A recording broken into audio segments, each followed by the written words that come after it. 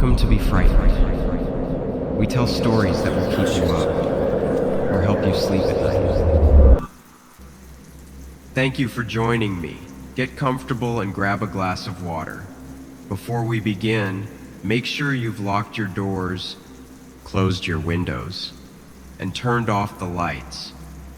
While you're getting cozy, don't forget to say hello in the comments and like and subscribe to BeFrightened for more scary stories. These stories are a compilation sourced from our most recent videos, so you might recognize some of them. Now, it's time to close your eyes and enjoy the journey. Sweet dreams, and I'll be seeing you in your nightmares, but hopefully not.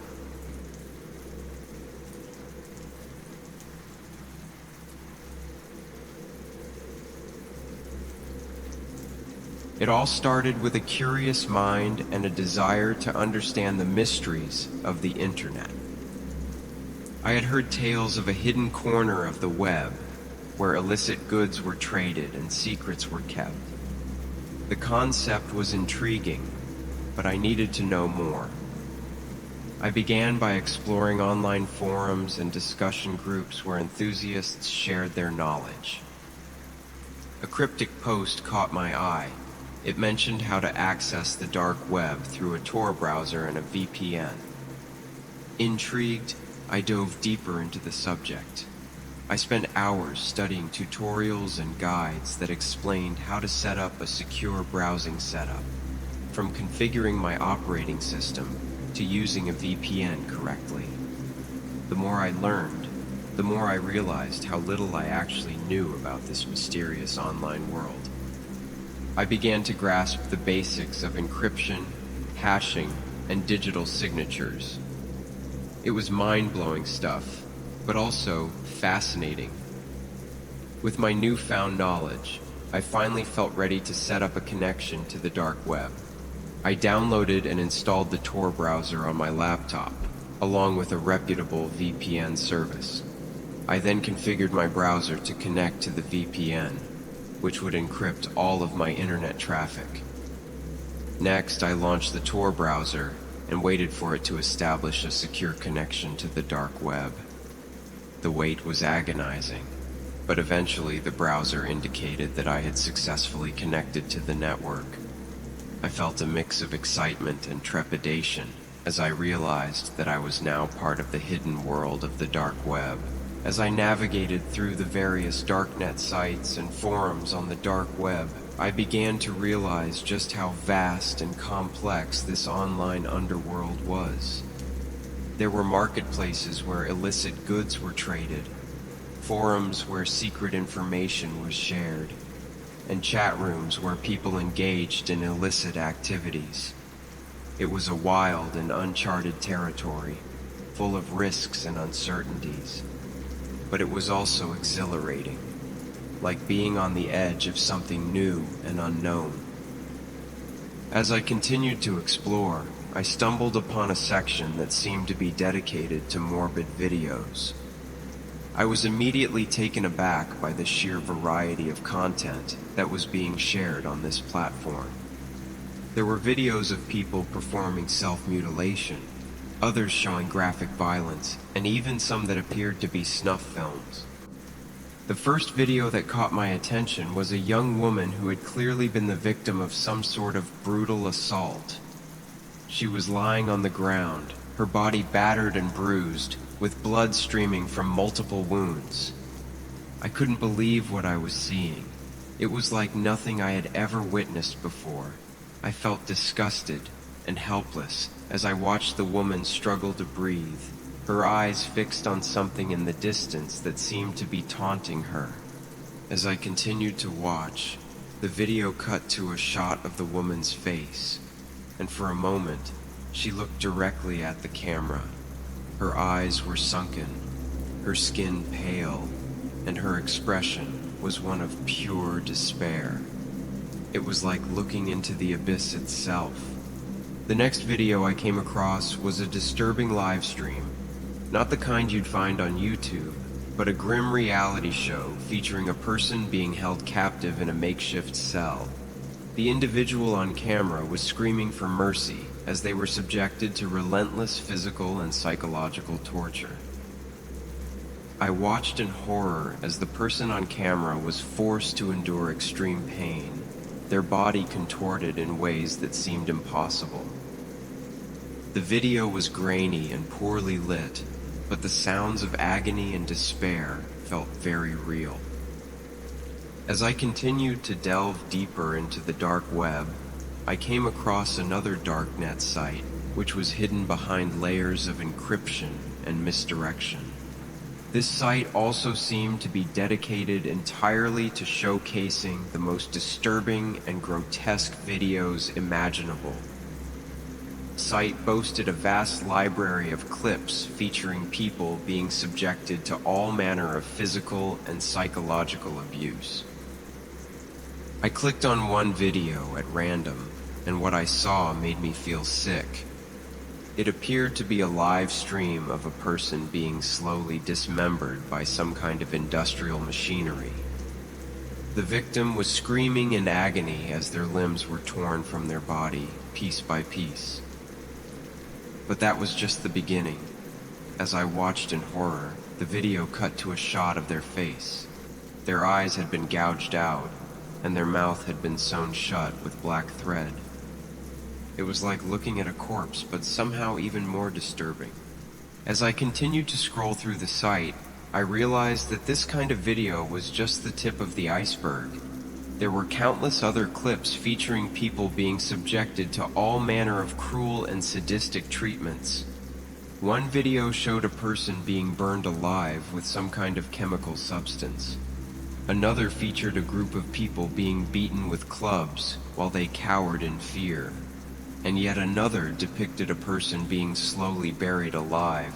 Their screams were muffled, but the sound of their desperate struggle carried through the air as they suffocated.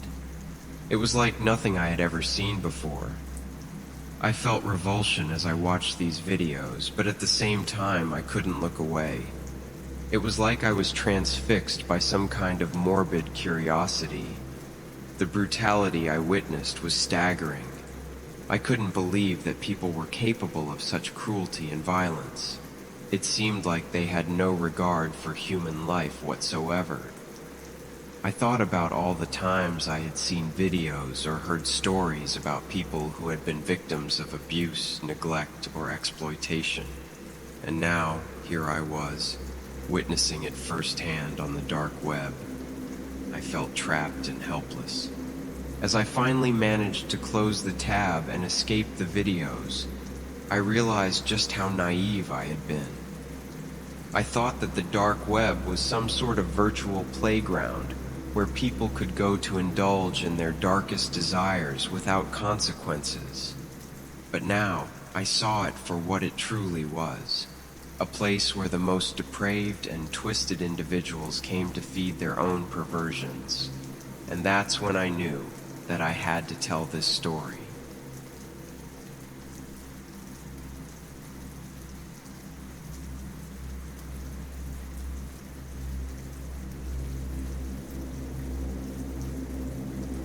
It was just another sticky July night in Chicago. I was chilling on the living room floor, barely paying attention to the cartoons my little sister Mia was watching. At 15, babysitting your 6-year-old sister isn't exactly the most exciting way to spend a Friday, but whatever. I was more focused on my phone anyway. That's when I heard a car engine, way too loud, getting closer fast. The sound made me feel really unsettled. Before I could even think, there was this awful screeching. Tires on pavement, like the driver had slammed on the brakes. Gunshots rang out, so loud it felt like my ears might burst. I sat there for a moment, trying to make sense of it all. But when I saw bullets hitting the window bars and sparks flying, I snapped into action. I grabbed Mia and pulled her to the floor, covering her body with mine. She was screaming, but I could barely hear her over the chaos. My heart was pounding so hard, I thought it might burst out of my chest. I heard glass shatter behind us, probably a stray bullet that broke a window. I flinched as small shards landed on my back. All I could do was hold Mia tighter and hope it would end soon. Just like that, it was over. The car sped away, tires screeching. For a moment, everything was strangely quiet.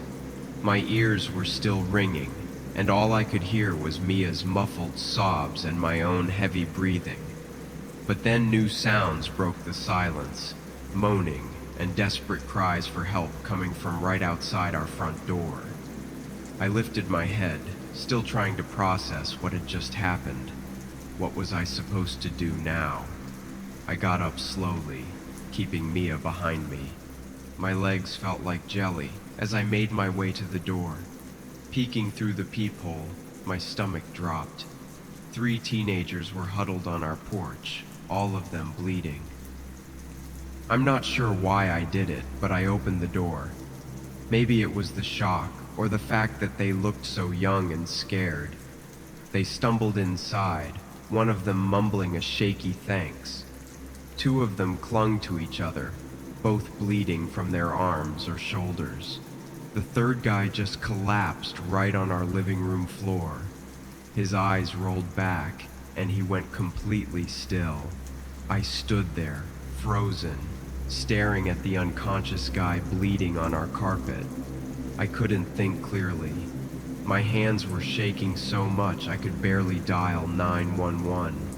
When the operator picked up, I tried to explain what had happened, but it all came out and jumbled.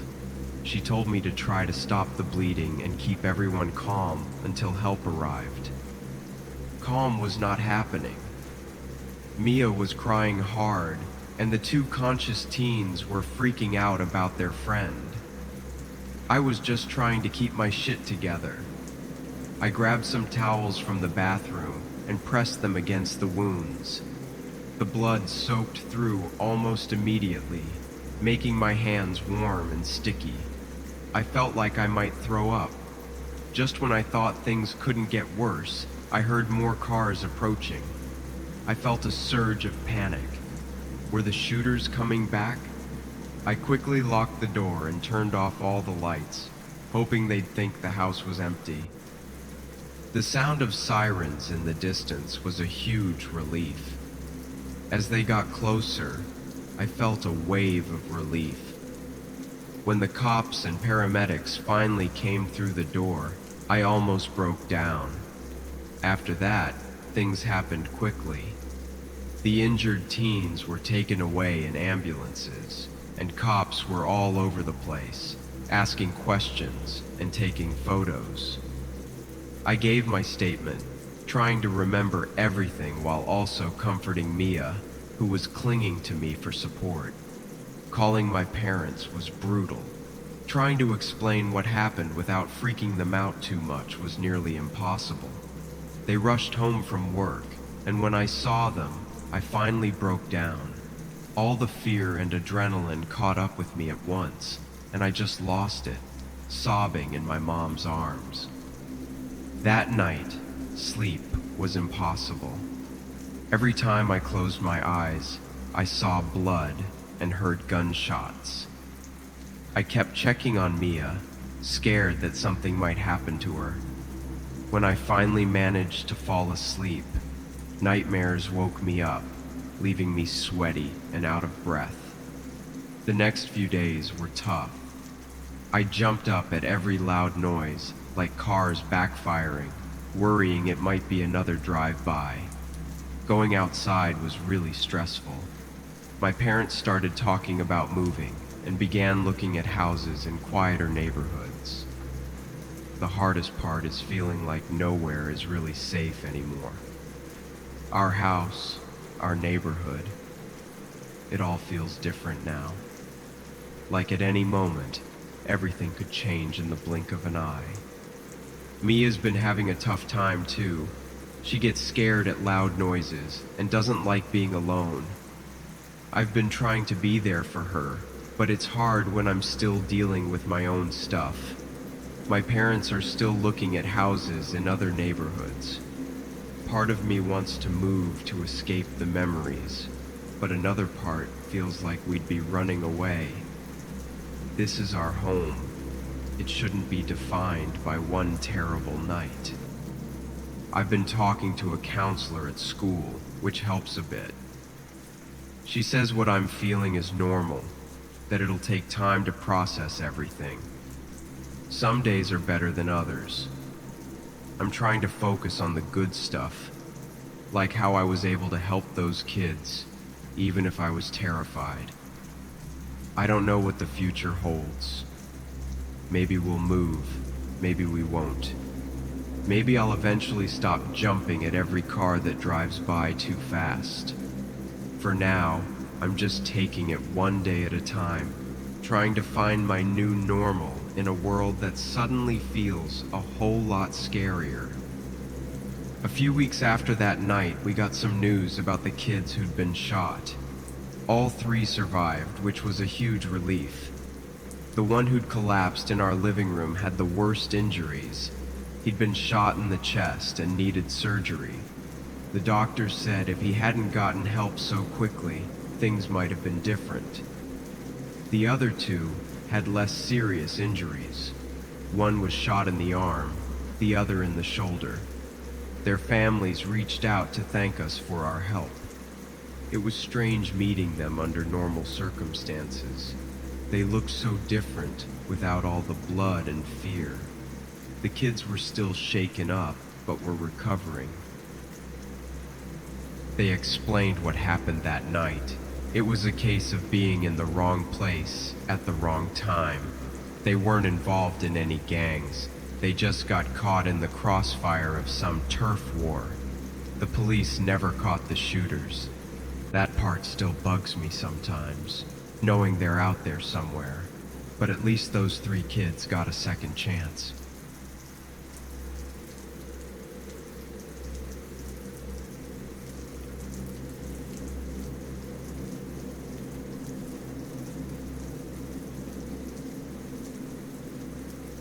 Just another Friday night in my quiet West Virginia town. I was laying on my bed, scrolling through my phone when I received a message from my buddy Stuart about the prom. He was always hyped about everything, but I wasn't that excited. It was just another excuse to get dressed up and pretend we were fancy for a night.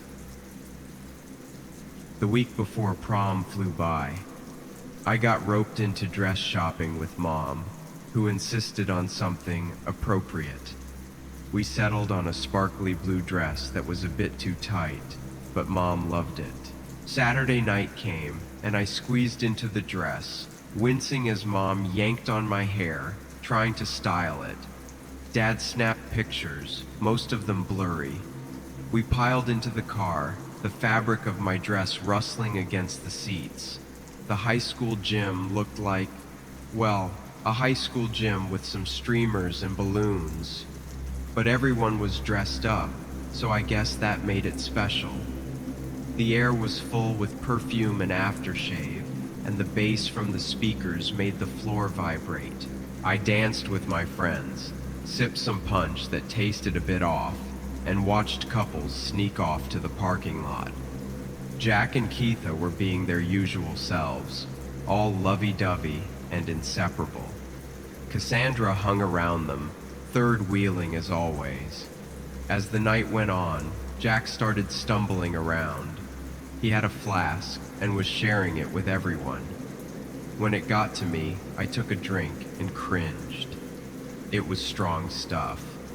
Keitha was already pretty drunk, laughing at nothing. Cassandra hesitated, but ended up drinking some too. Around midnight, I saw them heading out. Jack had his arm around Keitha, both of them laughing at some inside joke. Cassandra trailed behind, wobbling a bit in her heels. I thought about saying something, offering a ride maybe, but my date pulled me back to the dance floor. The rest of prom was a mix of blasting music and sweaty dancing. Some couples snuck off to make out in quiet spots. When I finally got home, my feet hurt like crazy, and my hair was all over the place.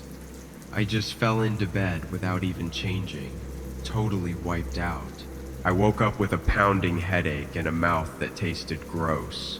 I dragged myself downstairs and saw Mom in the kitchen. She looked scared and upset. Then she told me what happened. She told me about an accident. The next few days felt unreal. Our whole town was stunned. We found out what happened in pieces. Jack's car had gone off the road near the river, rolling down the steep bank and into the water. Just like that, all three of them were gone. School was a nightmare. Empty desks where Jack, Keitha, and Cassandra used to sit. Lockers turned into makeshift memorials, covered in photos and notes. The hallways were weirdly quiet. Everyone talked real low, like they were afraid to make too much noise. The funerals were held back to back. 3 caskets, 3 grieving families, 1 stunned community. I sat there in the church, the same dress I'd worn to prom now serving as mourning clothes.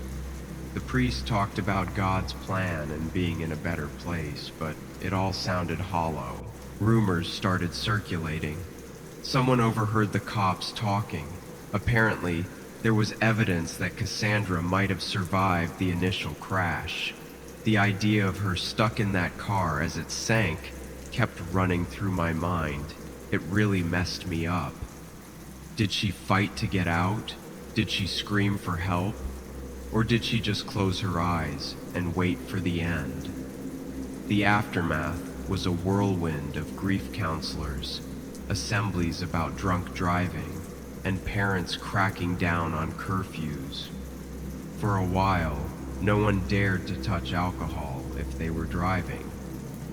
We organized ride shares, crashed at friends' houses, called our parents for rides no matter how late. But as time passed, things started to go back to normal. Or a new normal, I guess.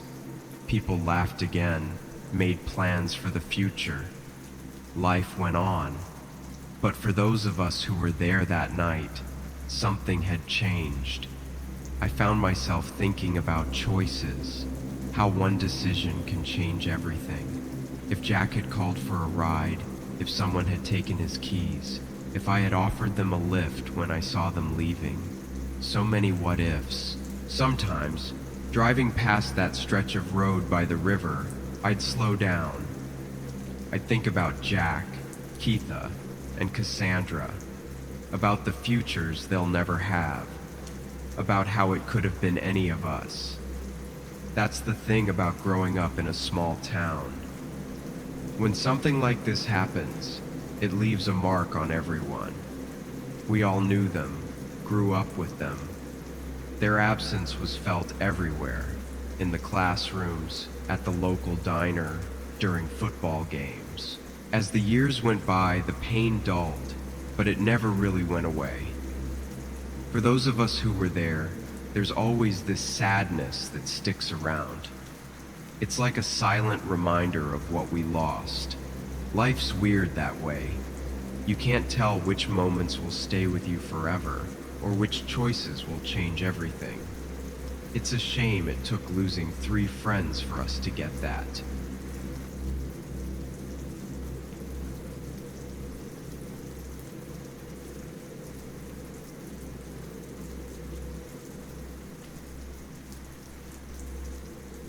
I am a night shift nurse, and as such, I am used to driving alone on the rural highways of western Pennsylvania.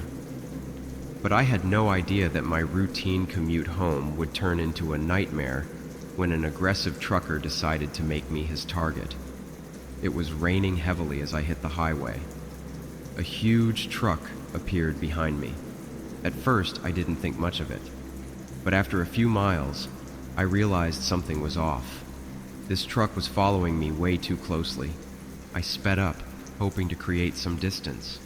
The truck matched my speed. I slowed down, thinking the driver would pass. He didn't. He stayed right there, on my tail.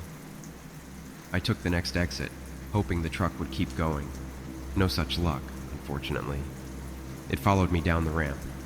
Now on a dark, two-lane road, I frantically searched for a way out. I spotted a gas station and pulled in. The truck blocked the exit. Trapped, I grabbed my phone to call 911. Dead. I'd forgotten to charge it at work. I was on my own now. Suddenly, the truck backed up and took off. Must have noticed me grabbing my phone. I sat there, trying to make sense of it all. Eventually, I pulled out, constantly checking my mirrors. No sign of the truck. I felt relieved, but as I turned back onto the highway, there it was again, waiting for me. Fear took over me. I floored it, my car straining to outrun the behemoth behind me. I weaved through the little traffic there was, the truck somehow keeping pace. Other drivers honked their horns as I cut them off. My exit approached. Home was close, but I couldn't lead this maniac back to my place. At the last second, I swerved across lanes, missing my exit. The truck's horn blared as it slid past, unable to follow. I took the next exit and zigzagged through unfamiliar streets. After a while, I thought I'd lost it. I pulled into a 24-hour diner, my hands shaking as I parked. Inside, I ordered a coffee and tried to calm myself down. I was about to ask the waitress to call the police when I saw it through the window. The truck, pulling into the parking lot. I left some cash on the table, and I bolted for it, out the back door, ignoring the waitress's shouts. I ran through the kitchen and out into the alley behind the diner. Heavy footsteps followed me as I sprinted towards the main street. My car was still in the diner's parking lot, but I didn't dare go back for it. Instead, I ran along the street, in the rain, ducking between buildings or behind trees whenever I heard a vehicle approach. I tried to figure out what to do next. I spotted a 24-hour Sheetz convenience store up ahead. Maybe I could call for help from there. As I neared it, I heard the roar of a large engine. The truck had found me again. I darted into the store, alarming the clerk behind the counter. "Call the police," I gasped. "Someone's after me." The clerk reached for the phone, but before he could dial, the truck pulled into the parking lot. Its headlights flooded the store as it parked sideways, blocking the entrance. The driver's door flew open. I hid behind a shelf as the store's bell jingled. I crawled along the aisle, trying to stay hidden behind the displays. The footsteps got closer as the trucker searched the store for me. The clerk and I rushed to the back of the store. He quickly unlocked the employee exit as the trucker's footsteps got closer. We slipped outside, the clerk locking the door behind us. "There's a police station 2 blocks down," he whispered to me, pointing. "Go!" I took off running, hearing the muffled shouts of the trucker inside the store. The sound of an engine revving made me run faster. As I turned the corner, I saw the police station ahead. I sprinted towards it, waving my arms. An officer stepped out, looking confused. Before I could explain, the truck tore around the corner. The officer immediately shifted his stance, one hand moving to his weapon, while the other reached for his radio. "Stop the vehicle!" he shouted. The truck didn't slow down. The officer yelled out for backup as the truck sped past us. Within seconds, his partner came out. The officer quickly explained the situation. Then they both jumped into their police car, activating their siren and lights as they took off after the truck. I later learned that the truck driver was wanted for similar incidents. They never found out why he targeted me that night. Maybe I was just in the wrong place at the wrong time. It's been a few years now. I still drive the night shift, but I'm always alert. Anytime I see a truck in my rearview mirror, it always makes me feel anxious.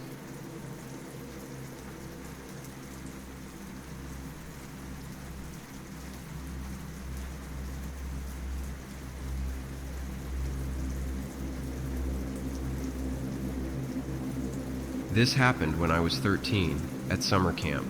It's been years, but I still remember every detail. We were bored at camp that night. Someone brought up the idea of visiting the old abandoned campground about 8 miles away. It was off limits, which made it interesting. We waited for the counselors to go to bed. 5 of us snuck out. Me, George, Carol, Barry, and Pauline. I've changed my friends' names for privacy. I broke into the camp's utility shed. We found 3 ATVs inside. I remember being both nervous and excited as I started one up. George and Barry took the other 2. I drove down the dirt road with Pauline behind me. Carol rode with George. At first we were all laughing and joking, but something at the time seemed off to me. I wanted to turn back, but I was too embarrassed to say anything. I kept going, even though I really didn't want to. Suddenly, all 3 ATVs started sputtering and their engines died, all at the same time. We looked at each other, confused and a little scared. It didn't make sense. How could they all break down together? We tried to start them up again, but nothing worked. That's when we realized how far we were from camp and how dark it had gotten. We checked our phones. No signal. Our only light was from the phones. We started arguing about what to do next. Carol wanted to walk back, saying we couldn't just sit there. Barry thought that was crazy and said we should wait until morning. Pauline, still shaken, agreed with Carol. She just wanted to get out of there. George backed Barry up, saying it was too dangerous to move. I couldn't decide. Both options seemed terrible to me. Then we heard it. A rustling in the bushes. It sounded too big to be a small animal. Then a low sound. Not quite a growl. Not quite human. We huddled around the ATVs. We pointed our cell phones' flashlights into the darkness. The noises seemed to be coming from all around us. Pauline started crying, her voice filled with a fear I'd never heard before. Barry grabbed my arm so hard that it left bruises for days. We heard heavy footsteps and branches breaking in the distance. Our lights caught movement at the edge of the trees. I remember thinking that this can't be happening to us. George said quietly, I looked.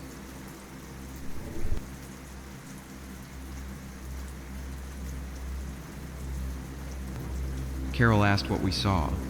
I tried to explain, but I couldn't find the words. How do you describe something like that? We kept arguing, but quietly. The thing kept circling us. We kept seeing flashes of movement. We all decided to run at the same time. We left the ATVs behind and ran back towards camp. The path felt longer now. Pauline fell over. I heard her cry out in pain. Barry and I grabbed her arms and we yanked her up. We couldn't leave her behind. We kept running. My legs felt like lead and my lungs burned. I couldn't get enough air. I was terrified to look over my shoulder. We heard a weird cry in the distance. It wasn't human, and it didn't sound like any animal that I knew of. It was high-pitched, but deep at the same time, if that makes sense. The sound echoed through the trees.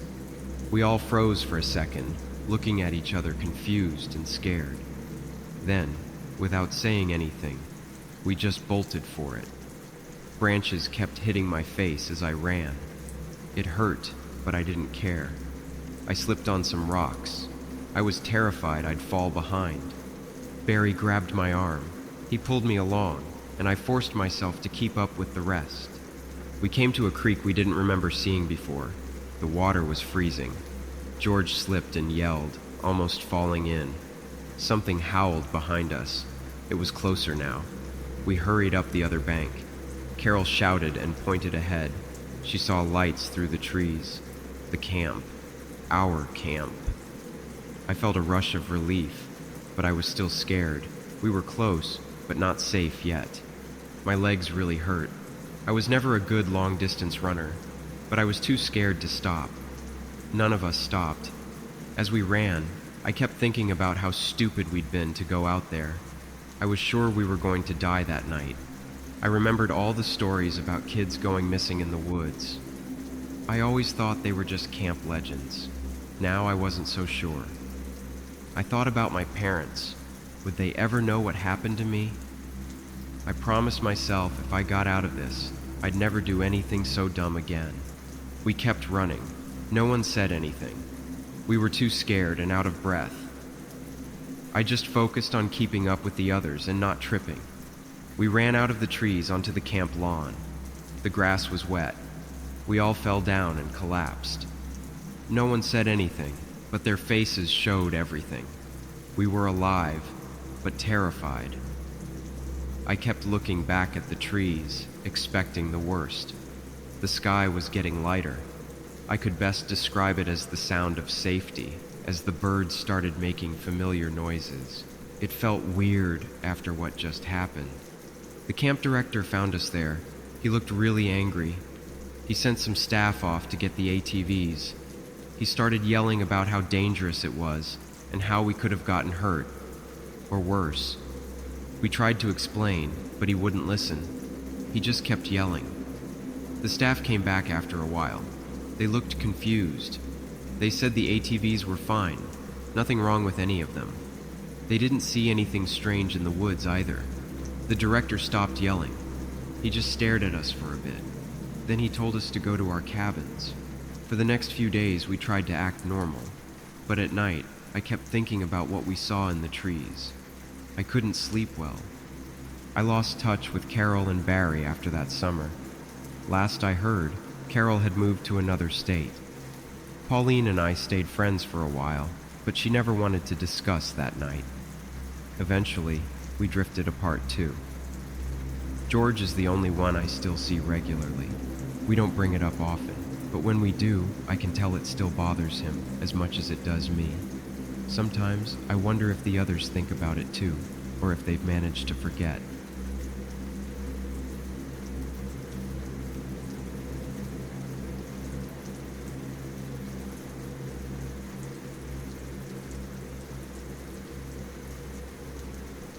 The dark web fascinated me from the start.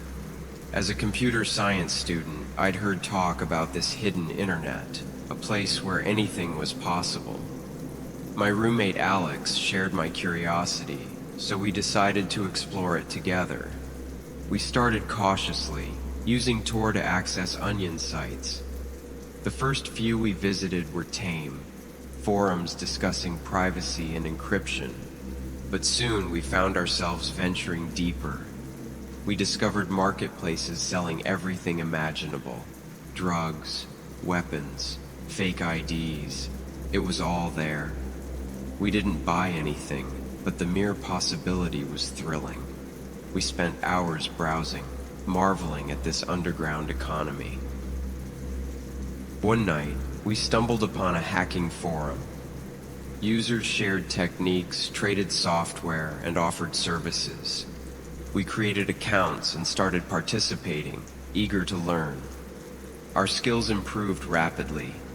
We learned about exploiting vulnerabilities, cracking passwords, and covering our tracks. It was exhilarating to put our knowledge into practice. A user named Shadowkeeper noticed our progress. They private messaged us, offering a job, breaking into a small company's server to retrieve some files. The pay was substantial. We debated the ethics, but ultimately agreed. We could do with the money. The hack went smoothly. We got in, found the files, and got out undetected. The rush was indescribable. Shadowkeeper was impressed and offered us more work. As our skills grew, so did our ambition. We started taking on more complex jobs, each one pushing our abilities to the limit. One client hired us to infiltrate a major tech company's development servers. We spent weeks planning, studying their security protocols and looking for weaknesses. During that hack, we found something we weren't supposed to see: plans for a revolutionary new product. We knew it was wrong, but the temptation was too strong. We copied the files, thinking we could sell them for a fortune on the dark web. That decision changed everything. Buyers were willing to pay a heap for what we had, but we also noticed signs of someone attempting to de-anonymize us. Someone was trying to track us down. We started looking over our shoulders in real life, not just online. The dark web wasn't just a game anymore. It had real-world consequences. We sold the stolen information. The money was more than we'd ever seen. It went to our heads. We took on bigger jobs. During one job, we found dirt on politicians and business leaders. Bribery, embezzlement, worse. We realized we could ruin lives with a few keystrokes. We didn't know what to do with this information. Release it? Blackmail them? Use it as insurance? Before we could decide what to do with the sensitive information, we noticed sophisticated attempts to correlate our various dark web activities. Someone was trying to connect the dots between our different pseudonyms and transactions. Whoever was after us wasn't just skilled, they were persistent. We started offering our services. People hired us to steal information, change records, plant fake data. We told ourselves we weren't really hurting anyone. We drew the line at anything life-threatening, but our morals were getting fuzzy. We delved into other dark web activities too. We joined invite-only forums where hackers shared zero-day exploits. We explored the world of cryptocurrency mixing, learning to launder our digital earnings.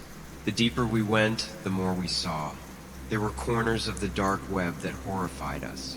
Places selling illegal weapons, exploiting vulnerable people. We avoided these areas, but their existence weighed on us. We became paranoid about our security. We used multiple layers of VPNs, encrypted all our communications, and never accessed the dark web from home. We created elaborate online personas to mask our real identities. Our skills grew to the point where we could breach almost any system. We prided ourselves on never leaving a trace. In the dark web community, we were respected and feared. But the constant secrecy took its toll. We withdrew from our real-life friends, spent less time in classes. Our whole lives revolved around our dark web activities. One day, Shadowkeeper contacted us with an unusual request. They wanted us to delete some files from a server. This felt different, more dangerous than anything we'd done before. We tried to back out, to tell Shadowkeeper we were done, but they threatened to expose everything we'd done. We were trapped in a world we no longer wanted to be part of. One night, Alex disappeared. He left a cryptic message about needing to go off-grid. I knew I had to do the same. I abandoned everything. My studies, my family, my future. Now I'm constantly on the move, using my dark web skills to stay hidden. But I know they're looking for me. The dark web that once thrilled me now terrifies me. I've seen the power it holds, the lives it can destroy. I don't know if I'll ever truly escape it.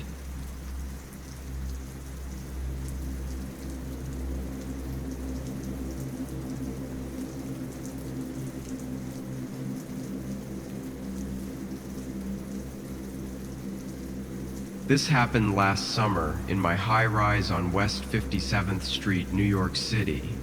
We'd just moved in a month earlier, and we were still getting used to the place. It was a Wednesday evening, around 7 p.m. I remember because I'd just gotten home from work and was looking forward to a quiet night in, while my husband was out on his usual Wednesday's boys' night with his closest friends at a local pizzeria. The apartment was on the 23rd floor. It was more than we could really afford, but I'd fallen in love with it. Now that sense of luxury was shattered by the sound of an intruder. I was rinsing shampoo from my hair when I heard it. Footsteps in the hallway, coming from the direction of the bedroom towards the bathroom. Someone was in my apartment, but Glenn wouldn't be home for a couple of hours. Then the footsteps stopped right outside the bathroom door.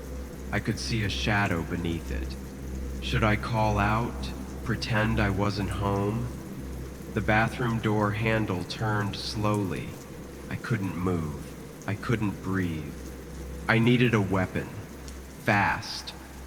I looked around the shower, searching for anything I could use. There, the heavy glass shampoo bottle Glenn's mom gave us for Christmas. It would have to do. I snatched the bottle, nearly dropping it. The door opened slowly. I held the bottle tight, ready to attack. I swung hard. The bottle hit something solid. Someone yelped in pain. I wiped my eyes clear. There was Mr. Kruger, our building manager, holding his shoulder. He looked shocked, hurt, and maybe even guilty. We locked eyes. I wanted to ask why he was here, how he got in, what he was after. Kruger didn't wait for questions. He took off, crashing through the apartment. Something fell over. The front door banged shut. I stood there soaked, my brain trying to catch up. I grabbed a towel and stepped out of the bathroom. Everything looked off. I wondered if Kruger had been here before, if he'd gone through our stuff, what he might know about us now. I grabbed my phone and called 911. The dispatcher listened as I explained what happened. While waiting for the police, I checked the apartment. A drawer was open. My sexiest lingerie was laying on the bed. A picture frame was out of place. My jewelry box wasn't where I left it. I wondered how long Kruger had been sneaking in. I tried to remember every detail. Kruger looked shocked when I caught him, but not surprised to find someone home. Had he been watching us, learning when we'd be out? I thought about weird things from the past months. Mail in the wrong place. Noises in the apartment when we were supposed to be gone. Feeling like someone was watching me leave for work. I'd ignored it all before, but now it made sense. I walked through the apartment, noticing things I'd missed before. A painting was hanging crooked. There were scuff marks on the hardwood floor near the bed. Small things, but they added up. I've always been obsessively neat. OCD. I notice when things are out of place. These details weren't how I'd left them. In the living room, books on the shelf were in the wrong order. I always arranged them by height. The throw pillows on the couch were askew. I straightened them every morning. I checked cupboards, drawers, and closets. Nothing big was gone, but knowing Kruger had been through our stuff made everything feel wrong. In the bedroom, I opened my lingerie drawer to see what remained there. Some pieces had gone missing over the past months. I'd blamed the laundry or my own forgetfulness. Now I realized how many items were actually gone. Not enough to notice all at once, but they'd been disappearing slowly over time.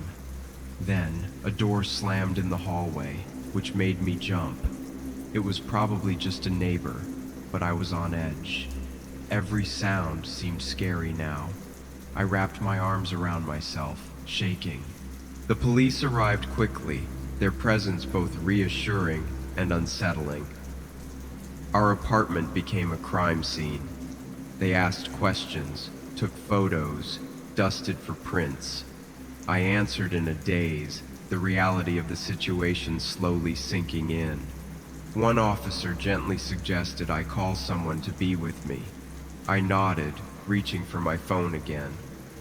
Glenn. I needed Glenn. I called Glenn and told him what happened. He said he'd come home immediately. He sounded scared and mad. More feelings hit me. I felt angry, violated, and scared. What would have happened if I couldn't defend myself? What if I hadn't been home? What else would Kruger have done? The officers finished their initial investigation. They'd contact building management and look into Kruger's background. They gave me a case number and left their cards, urging me to call if I remembered anything else. After they left, I double-checked all the windows and doors.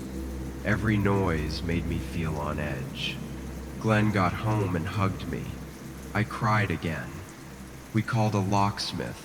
building management, and our families. We couldn't sleep that night. Every noise woke us up. I kept thinking about what happened. What if I hadn't fought back? What if Kruger had been stronger? The next day was a hectic rush, installing new locks, setting up a security system, filing a formal complaint with the building owner. Each action helped a little, but couldn't erase the lingering sense of violation. A detective called a few days later with unsettling news. They'd searched Kruger's apartment and found a stash of items from various tenants. My missing earrings and lingerie were among them. It turned out Kruger had been doing this for months, maybe longer. He'd been entering apartments, taking small items, and invading privacy. No one had caught him before. More victims came forward as the investigation went on. Kruger had mostly targeted women living alone or couples with set schedules. The case is still ongoing. I've given my statement to the police. They say there will likely be a trial, but these things take time. Kruger is out on bail. The building fired him, but knowing he's still out there makes me uneasy. My husband and I are looking for a new place. We can't relax here anymore. Until we move, we've installed new locks and a security system. I still check them constantly.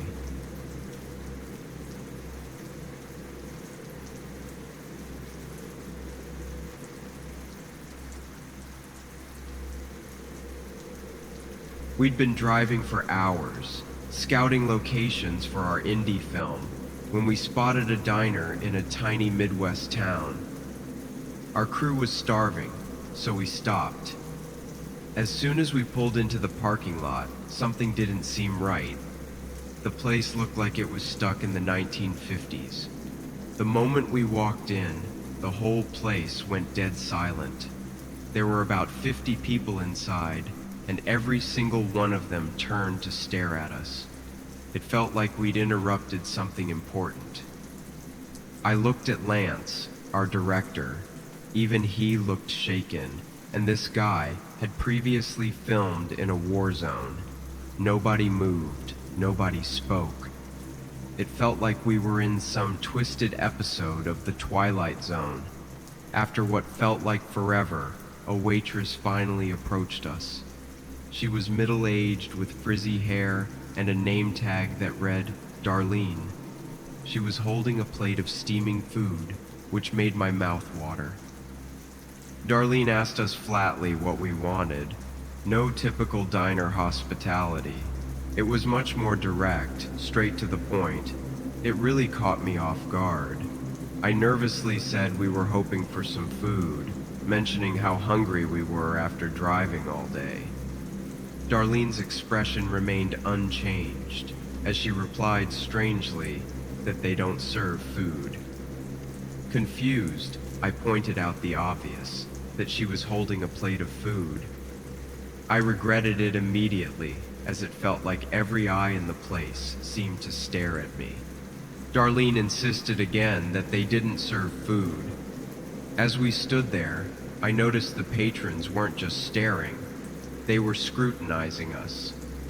One man near the counter muttered something under his breath, and a woman beside him shook her head slowly, while still staring at us. My unease grew. I tried to catch snippets of the conversations, but they were all whispering indistinctly. It felt like we had walked into something that we shouldn't have. Darlene's presence didn't help. She stood there, standing between us and some well-needed food and coffee. From the far corner of the diner, an old man started mumbling about something. Then some other folks nodded like they understood. Then, one by one, they began to rise from their seats. Not all at once, but one after another. Slow and deliberate. They didn't move towards us. They just stood there, forming a loose circle. Didn't say a word, but I recall their eyes were intense. Alicia, our sound tech, was looking terrified, and even Joseph, our grip, who is a big guy, looked like he wanted to bolt for it. I told Darlene that we were leaving and thanked her for her hospitality. The sarcasm in my voice was clear. As we turned to leave, I swear I saw movement out of the corner of my eye. The other patrons, the ones who hadn't moved since we entered, were now slowly rising from their seats. Not all at once, mind you. That would have been less creepy. No, they stood up one by one, like some kind of bizarre reverse domino effect. We practically ran to the van, fumbling with the keys in our haste to get out of there. As I started the engine, I looked back at the diner. Every single person who had been inside was now standing outside, watching us. They didn't say anything. They didn't wave. They just watched, making sure we left. We obliged by getting out of Dodge. We drove in silence for a good 20 minutes before anyone spoke. Alicia finally spoke up, asking what the fuck that was all about. I said I didn't have a clue, but joked that we'd found a great location to film our next indie horror film. For the next few hours, we tried to rationalize what had happened. Maybe it was some kind of practical joke. Maybe the whole town was in on it. Maybe we'd stumbled onto the set of some weird reality TV show. But we all knew that something truly strange had happened in that diner. We ended up driving through the night, none of us willing or wanting to stop in another small town. We didn't talk much, each lost in our own thoughts, trying to make sense of the unexplainable. As the sun began to rise, I kept thinking about what we'd seen. It didn't fit with anything I knew, like we'd stumbled onto something secret. I've been on plenty of film sets, seen all sorts of special effects and movie magic, but nothing has ever unsettled me quite like that diner in the middle of nowhere. That weird night stuck with us. We never went back to that town. Sometimes I still think about Darlene and that plate of food. It doesn't make any more sense now than it did then.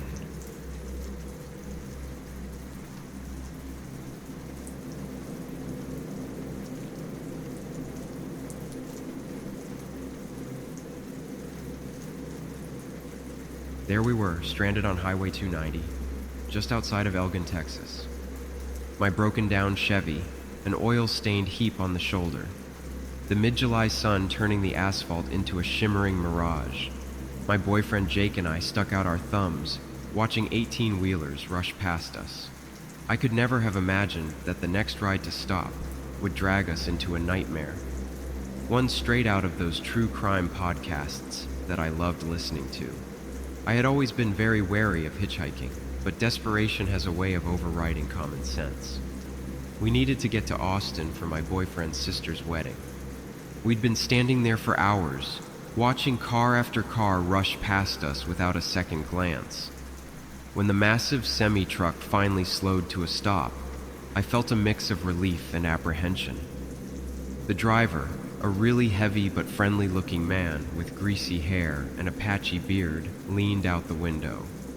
"Where are you folks headed?" he called out. Jake explained our situation. The driver, who introduced himself as Herman, offered to take us as far as the outskirts of Austin. We gratefully climbed into the cab, squeezing together on the passenger seat. As we pulled back onto the highway, I tried to ignore the uneasy feeling that I had. At first, Herman seemed friendly enough, chatting about the places he'd been and cracking jokes. But as we cruised along that seemingly endless highway, Herman's focus drifted.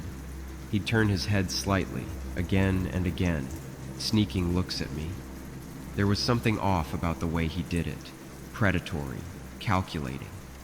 I found myself shrinking back against Jake, my nails digging into the cracked leather of the bench seat. The conversation took an uncomfortable turn. Herman started asking increasingly personal questions, mostly directed at me. "So, sweetheart, you two married?" he asked me, following up saying, "You're not? Well, ain't that interesting?" He licked his lips, and I felt Jake tense beside me. I tried to change the subject, but Herman persisted. His comments became more suggestive, his tone more aggressive. Jake attempted to intervene, but Herman just laughed it off, as if it were all some big joke. At that time, I could tell Jake was on edge too. Neither of us dared to speak. I placed a hand on his arm, silently urging him to stay calm. We were still miles from anywhere. Herman's hand left the steering wheel, reaching towards me. I moved away, pressing myself against Jake. "Come on, darling," Herman drawled. "Don't be like that. I'm just being friendly." Jake snapped then, shoving Herman's arm away. "Keep your hands to yourself, man," he snarled. The truck swerved dangerously as Herman turned to stare at us. His face had transformed, the fake friendliness replaced by something dark and menacing. "You ungrateful little shits," he growled. "I ought to throw you both out right here, right now." My heart raced uncontrollably.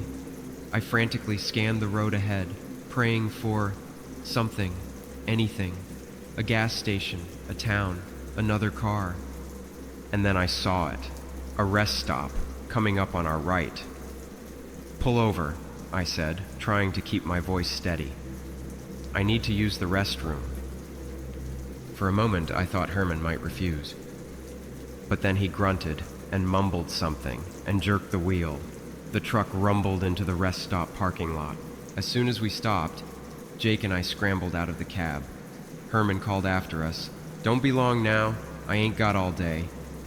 Jake and I headed for the restrooms. "We gotta ditch this guy," he said. I noticed a family getting out of a minivan nearby. "What about them?" I suggested, nodding towards the van. We approached a middle-aged couple getting out of a minivan. I hated having to lie, but desperation overrode my guilt. I spun a story about our ride having to leave unexpectedly, asked if they were heading towards Austin. To our immense relief, they were. I kept an eye on Herman's truck while we talked to the couple. They said they could give us a lift. As we got in their van, I saw Herman get out of his truck. "Thanks for the ride," Jake said.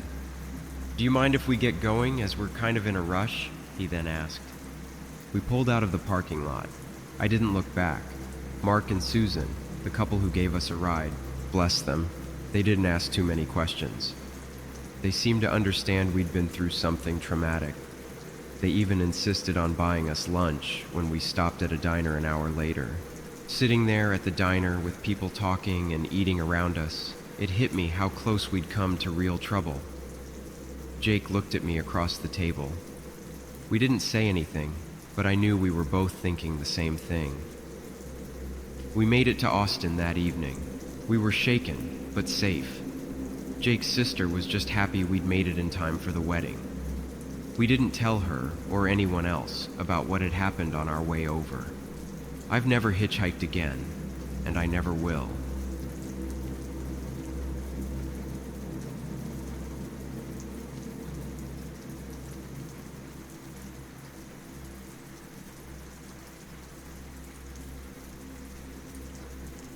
I drove to Cape Cod with 4 friends. We'd rented a beach house for a week. The weather was perfect when we arrived. This is the summer of 2015. We raced to the beach. The sand scorched our feet. The cold waves shocked us as we plunged in. That night, we grilled burgers on the patio and watched the sunset. We talked about our plans for the week: swimming, sightseeing, maybe some hiking. Everything felt relaxed and fun. The mood was light, full of laughter and excitement. We stayed up late, drinking beer and catching up. It had been a while since we'd all been together like this. Work and life had kept us busy. This vacation was our chance to reconnect. We crashed in our rooms to the sounds of the waves. The next day, we went back to the beach. That's when I first saw him. A man standing at the edge of the beach watching us. He wore a blue shirt and khaki shorts. I pointed him out to my friends, but they didn't seem concerned. We tried to ignore him and enjoy our day, but I kept noticing him. He was always there, just far enough away to not seem too obvious. At the ice cream shop, I saw him pretending to read a newspaper while glancing over. Later, when we walked in town, I spotted him across the street. He never came close or tried to talk to us, but his constant presence made me feel uneasy. Over the next couple of days, the man appeared everywhere. On the beach, in town, outside restaurants. His constant presence put us on edge. Once I woke up in the middle of the night and saw him standing on the street outside of our rental house. I blinked, and he was gone. I started to feel paranoid. Was I imagining things? I was anxious. My friends picked up on it. They tried to reassure me, but I could tell they were getting worried too. We started going out in groups, never alone. We kept our doors locked. The carefree feeling of our vacation was gone. Instead, we felt that we were being watched. We tried to act normal, but the tension was always there. The next day, we went to a local festival. The crowds made me feel uncomfortable. I kept looking over my shoulder. My friend Alexis suggested we try the Ferris wheel. As we climbed higher, I spotted him. The man stood at the edge of the crowd, staring up at us. I pointed him out to the others. This time, they saw him too. The ride seemed to last forever. We felt trapped, exposed. When we got off the ride, the guys wanted to confront him, but he was gone. We hurried back to the house. No one felt like celebrating anymore. That night, none of us could sleep. We took turns watching the street from the windows. In the morning, we found that our car tires were slashed. One of my friends called the police. They came, took a report, but didn't seem concerned. Just kids causing trouble, they said. We knew better. The man was sending us a message. We were not welcome. We didn't feel safe, even in the house. Alexis wanted to leave. Others argued that we shouldn't let him win. We fought. Tensions rose. In the end, we decided to stay. Safety in numbers, we thought. We armed ourselves with kitchen knives and heavy flashlights. It felt ridiculous, but necessary. We started planning, always watching the windows. The next day dragged on. We mostly stayed inside. The beach outside looked inviting, but we didn't feel like going out to enjoy it. We kept the curtains drawn. By the evening, we were exhausted. That's when Alexis said she needed some air. Just a quick walk on the beach, she said. We should have stopped her. We didn't think much of it. An hour passed, then two. We realized Alexis hadn't come back. We called her cell, straight to voicemail. That's when the panic set in. We knew something was wrong. The strange man came to mind immediately. Had he done something to Alexis? We tried to stay calm, but fear was taking over. We had to find her. We grabbed the flashlights and spread out along the beach. We called Alexis's name over and over. We searched for hours. We checked the town, asked people if they'd seen her. No one had. We continued to try her cell, but each time it went straight to voicemail. Where could she be? What if she was hurt? What if the strange man had taken her? We were exhausted, but we couldn't stop looking. We called the police, but they said they couldn't do much until she'd been missing longer. We felt helpless and scared. Around dawn, I stumbled over something in the sand. Alexis's flip-flops. A few feet away, her cell phone lay face down, screen cracked, battery dead. This was the spot where I'd last seen the stranger watching us. We searched the area frantically. We found her jacket tangled in some beach grass. It looked like there had been a struggle. The reality of the situation hit us hard. Alexis wasn't just missing. Something was wrong. We called the police immediately. They seemed concerned now, not dismissive like before. They arrived quickly, taking our statements. We told them about the man, our slashed tires, everything. The police thought they knew the man we were talking about. He had caused trouble for tourists before. As the police searched for him, we waited at the house, tense and worried. Hours passed. Finally, an officer returned with news. They'd found the man at a local bar, acting suspiciously. The police were questioning him, but there was no sign of Alexis. We felt helpless. Someone suggested we retrace Alexis's steps. The police advised against it, but we couldn't just sit there. We grabbed flashlights and headed back to the beach. We stuck together. Our fear turned to determination. Just before noon, we heard a faint call. We found Alexis hidden in a lifeguard station, cold and scared but unharmed. Alexis told us the man had followed her. He'd tried to grab her, but she'd fought back and ran. She'd been too afraid to leave her hiding spot. The police found evidence in the man's car, linking him to other crimes. We realized how lucky we'd been. Our vacation was over. We left that day, shaken by our brush with danger.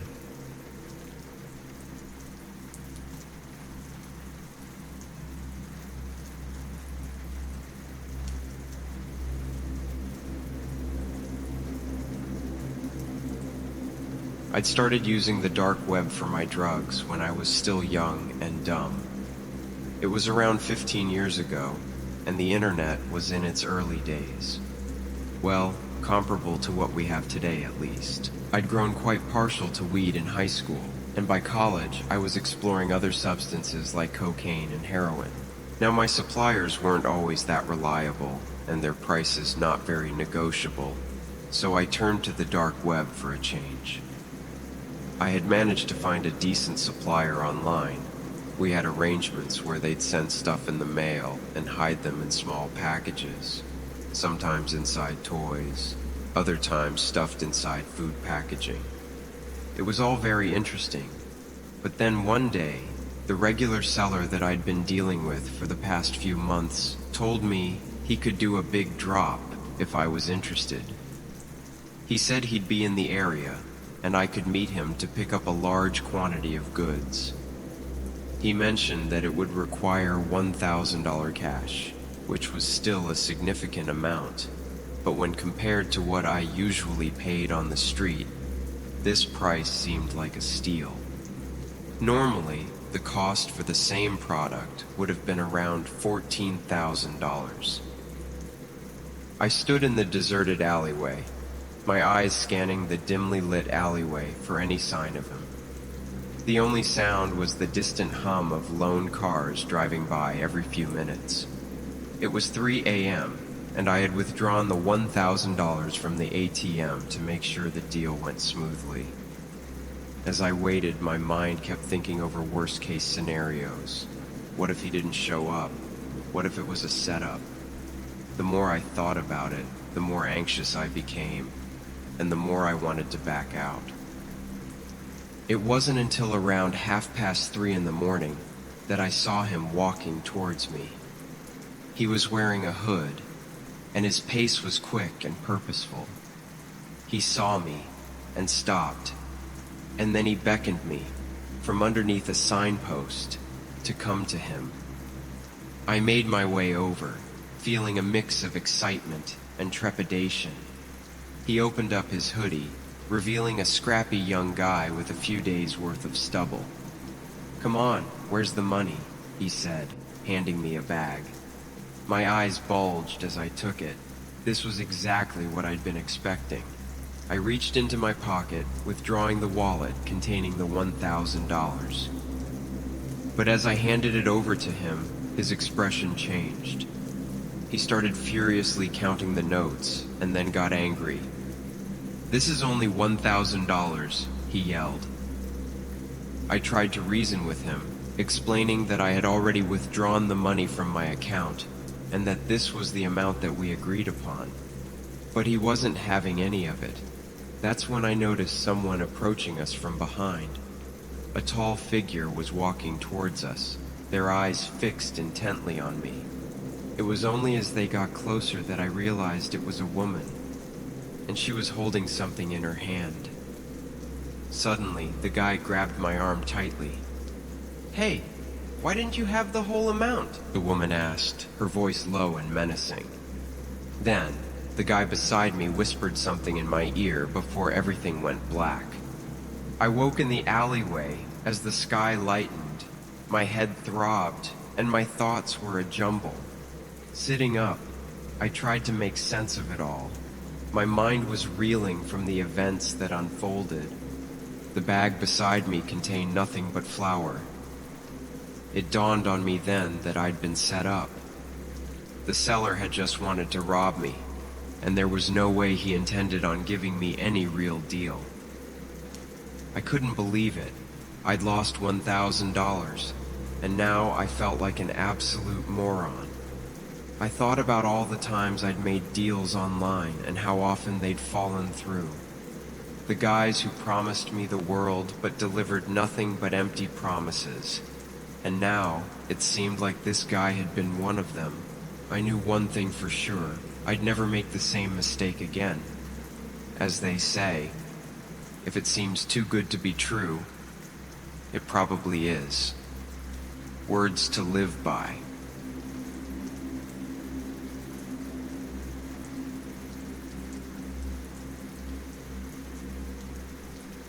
My world got turned upside down by the dark web. It started with an anonymous tip on some surface web forum. Someone had posted a cryptic message warning me that my personal info was being sold on, well, not exactly the open market, but somewhere underground. At first I thought it was just a prankster trying to freak me out, but the message was too specific, too detailed to be a random joke. I'd heard about the dark web before, that shadowy part of the internet where all sorts of illegal stuff goes down. Never thought I'd have a reason to venture into it myself, but there I was, about to do just that. The tipster had included a string of random-looking characters. An onion address, I learned later. That was my ticket into this digital underworld. I installed the Tor browser bundle on my laptop, which allowed me to browse the darknet anonymously using the Tor client. I launched the Tor browser, which automatically connected to the Tor network. This network routes internet traffic through multiple relays, volunteer-run servers scattered around the world, making it extremely difficult for anyone to track my online activities. To access a specific darknet site, I entered its onion address into the Tor browser's address bar.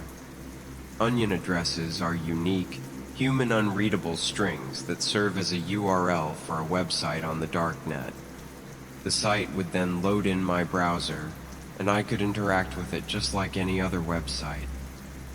The site was called Identity Bazaar, and that's when I saw it, my own profile, my intimate photos, personal details. Everything was there. The anonymous tipster, as it turned out, was a white hat hacker who'd infiltrated the Identity Bazaar.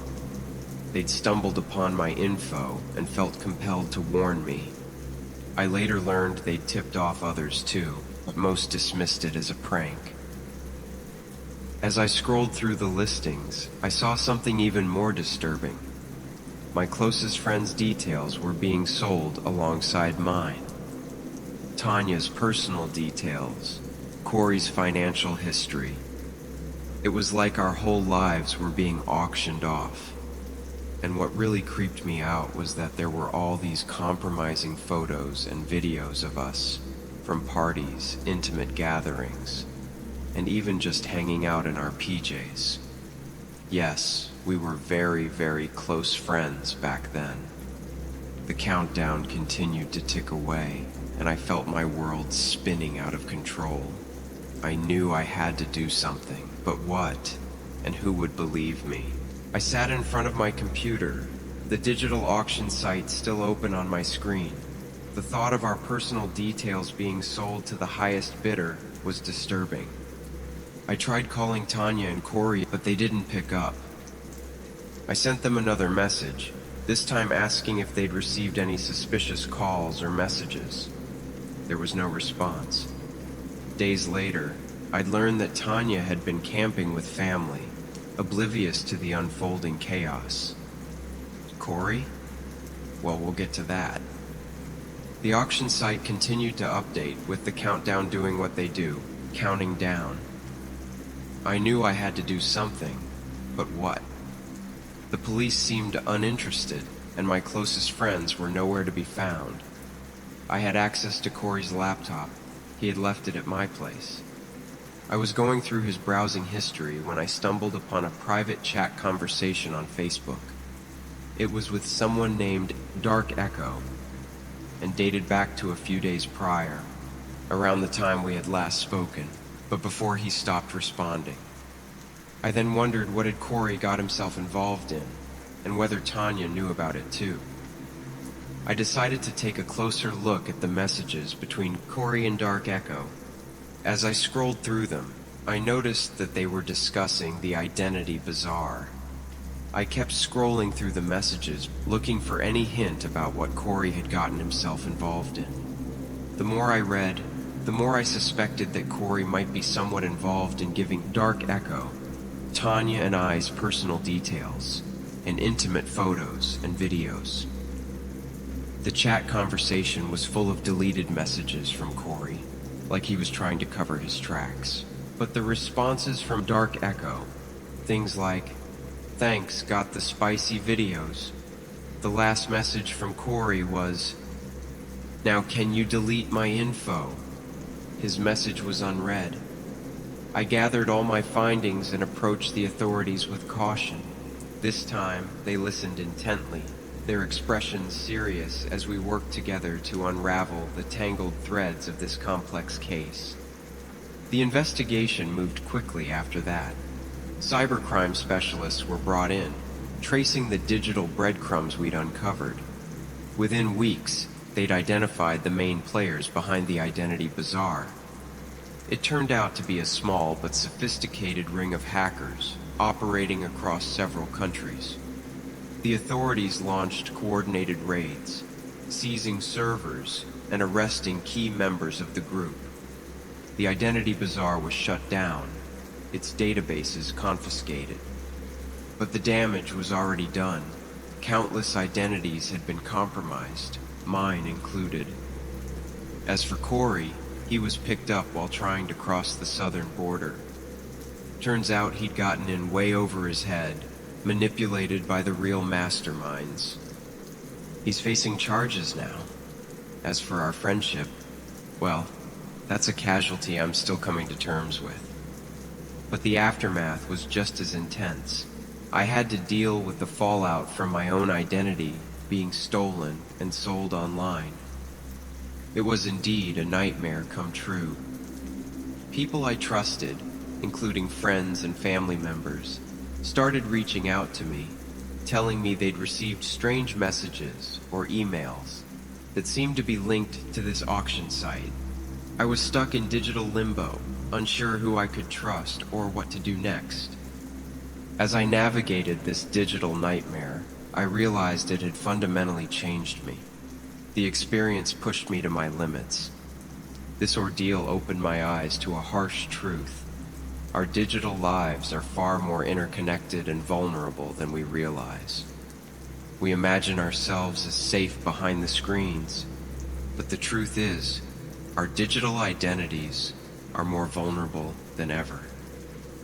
And that's a sobering thought to confront. And if you're thinking that this is just a story and not to be taken seriously, think again. The digital auction house may have been shut down, but there are many other underground digital auctions still operating. So, next time you use your personal details online, your personal details might be more vulnerable than you think.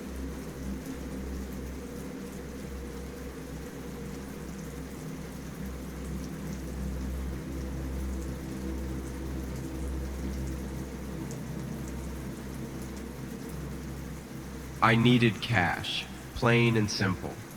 College wasn't cheap, and my part-time job at the campus bookstore barely covered ramen and textbooks. So when I saw a babysitting ad for a house in one of Portland's fancy suburbs, I jumped on it. The neighborhood was quiet when I pulled up. Houses with perfect lawns stretched down the street, all looking pretty much the same. The house I was headed to was a big two-story affair with a neat garden out front. The parents opened the door. They looked ready for a night out and quickly welcomed me inside. As we walked through the house, they gave me a rapid rundown. Kids asleep upstairs, help yourself to food, emergency info by the phone. Before I could really get my bearings, they were out the door, leaving me alone in the quiet house. I wandered around the first floor for a bit, checking out the kitchen, which was very well stocked compared to mine, and the living room, which had a big, comfy couch, much nicer than ours. Eventually, I settled in with a bag of chips and started flipping through channels. It was getting late, maybe around 11 p.m. when I first heard it. A low sound coming from upstairs. At first, I thought it might be one of the kids having a bad dream, but then I heard it again, and this time it sounded like voices. I muted the TV and listened hard. Definitely voices. Two of them, it sounded like, but they were too deep to be the kids, and anyway, the parents had said both children were heavy sleepers. I knew I should check it out. That was my job after all. Make sure the kids were okay. I couldn't find the right light switches, so I grabbed my phone for light and started up the stairs, trying to keep my steps quiet. The voices were coming from down the hall. I peeked into the kids' rooms first. Both were sound asleep, just like their parents had said. The voices seemed to be coming from a room at the end of the hall. I pushed the door open slowly. It was dark inside, but in the light from my phone, I could see it was some kind of playroom. Toys were scattered all over the floor. The voices were clearer now, but I still couldn't make out words. They sounded wrong somehow, distorted, and they were definitely coming from inside this room. I swept my phone light around. The beam landed on a pile of stuffed animals in the corner. The voices were coming from there. I crept closer, nudging toys aside with my foot. When I reached the pile, I carefully moved the stuffed animals. I found 2 teddy ruxpins, those talking bears that were popular back in the day. Their eyes blinked as they sat side by side, each telling one of their classic stories in the dark, and they were the source of the voices. I picked them up, and the voices grew louder.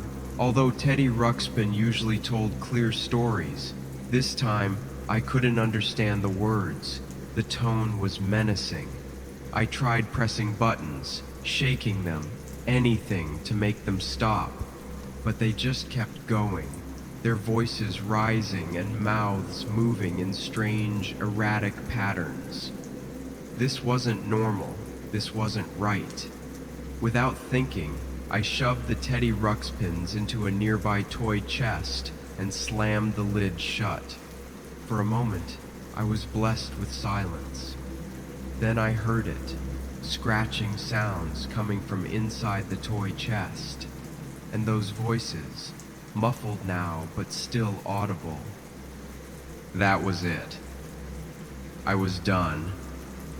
I ran down the stairs, snatched up my coat, and burst out onto the front porch. My hands were shaking so bad I could barely type out a text to the parents, begging them to come home now. As I stood there in the cold night air, I couldn't stop thinking about those voices. What the hell had just happened?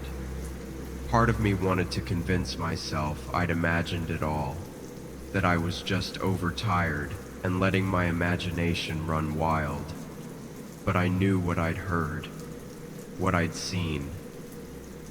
The parents got home about 20 minutes later. They looked concerned and confused when they saw me standing outside.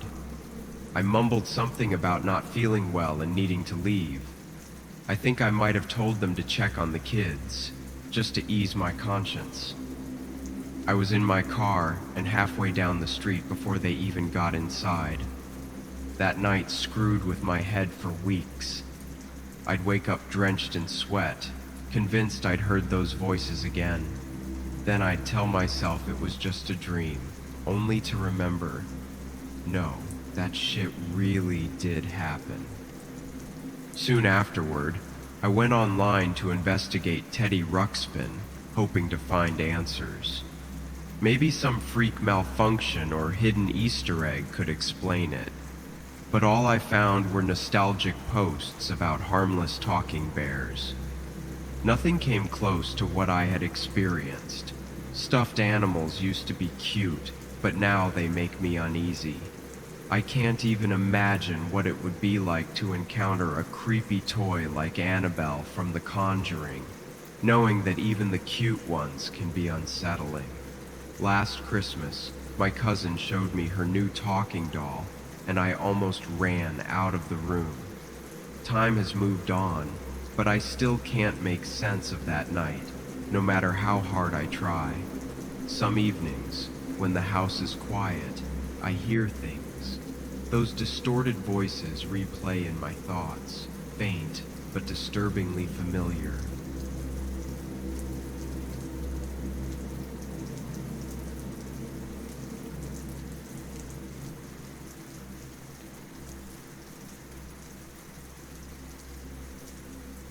The day I stood in that courtroom, my palms were sweating as I prepared to testify about a bomb threat at our middle school. It was about as far from my usual routine as you could get. 1 minute I'm teaching kids about chemical reactions.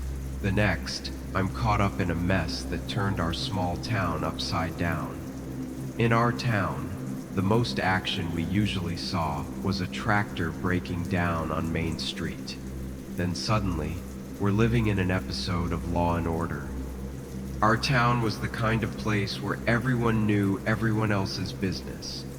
The kind of town where the biggest news was usually who won the pie-eating contest at the county fair, or whose kid made it onto the honor roll.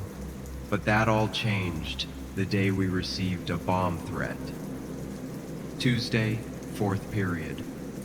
I'd barely started my lesson on chemical properties when Principal Garrett's voice sounded over the intercom. His words were urgent.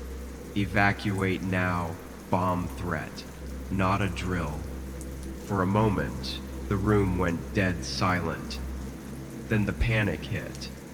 Kids started grabbing their backpacks.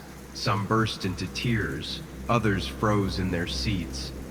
I had to raise my voice to be heard over the chaos, telling everyone to line up at the door. We were going to walk out calmly, I said, trying to sound more confident than I actually felt. Students and teachers flooded the halls, pouring out of the building.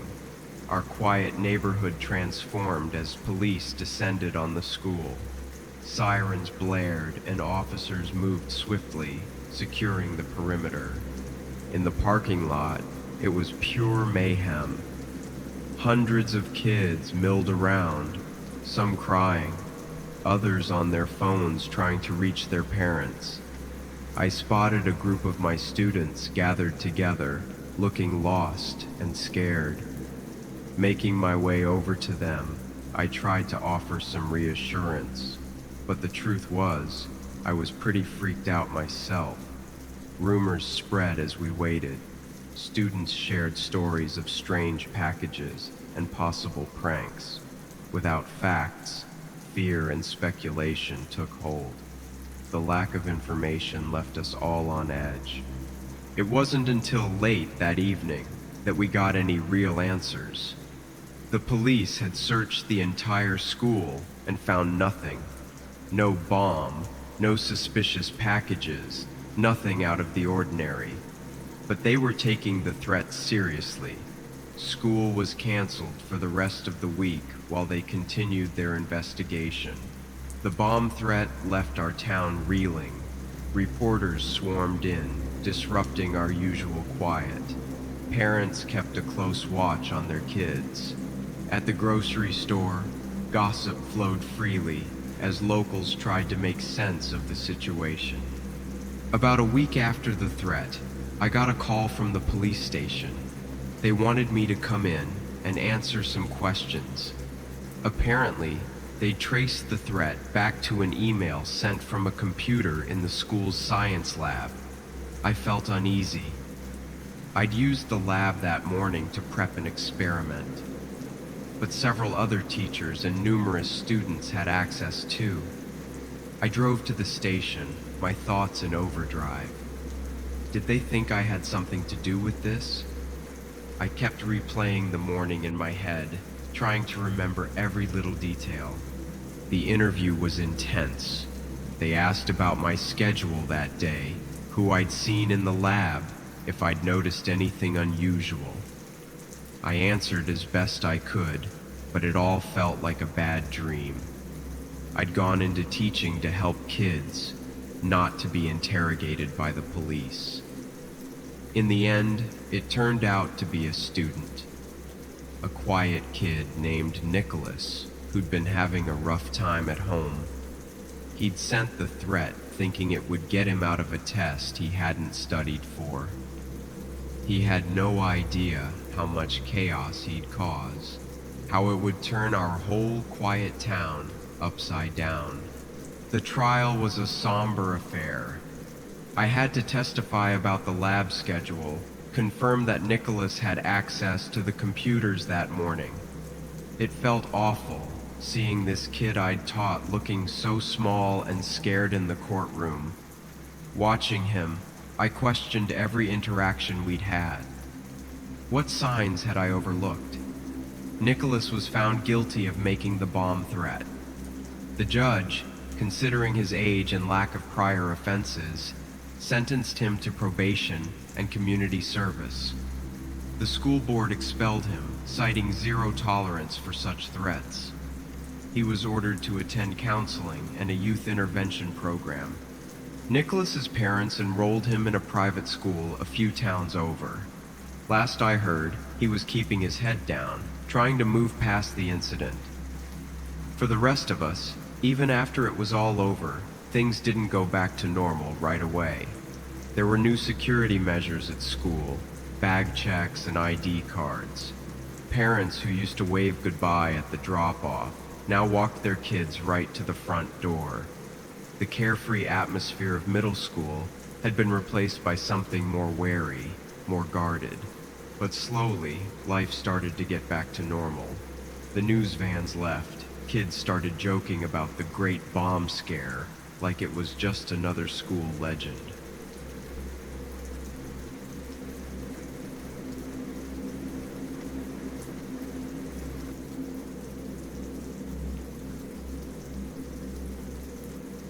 The night shift at that run-down motel off the highway in Gila Bend was normally mind-numbingly dull, which is why I liked it.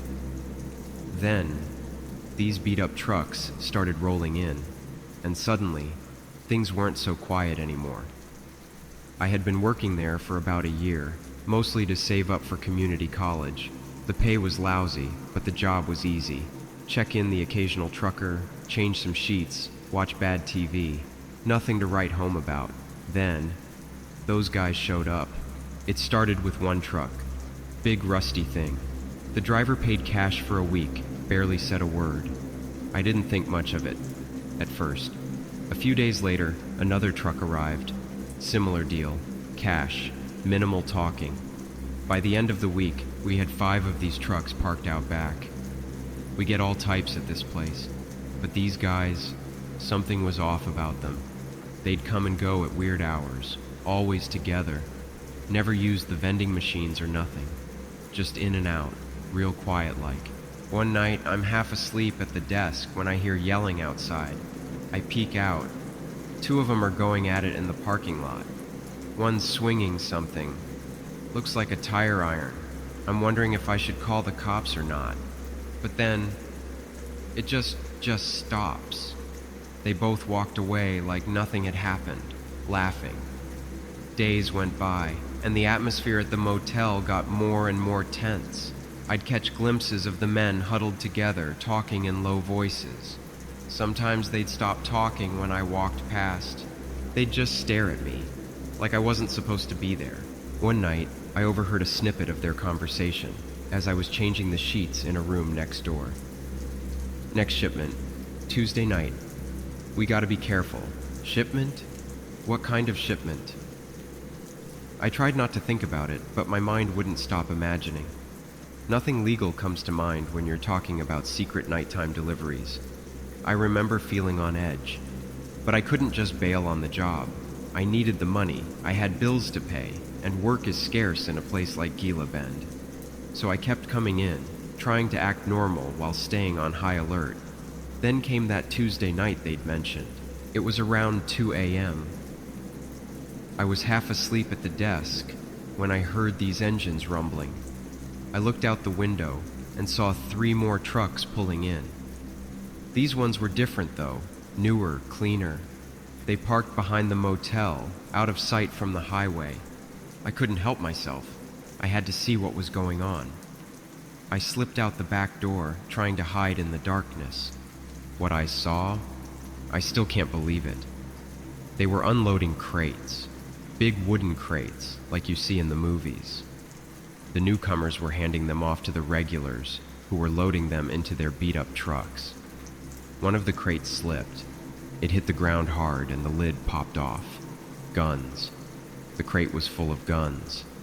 I must have made a noise because suddenly all eyes were on me. For a second, nobody moved. Then, "Hey, you!" they yelled.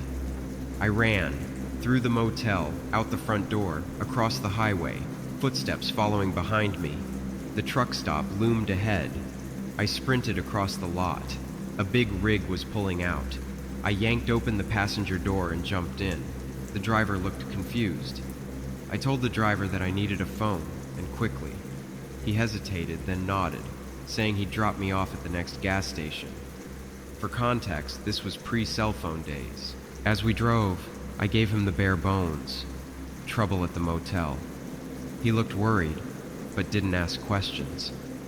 At the station, I called the sheriff, then my boss. Made up some story about a family emergency. Caught a bus back that afternoon. Spent a week looking over my shoulder, but nothing.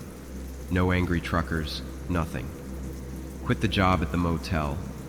Found work at the gas station. Nothing fancy, but it paid. Time passed.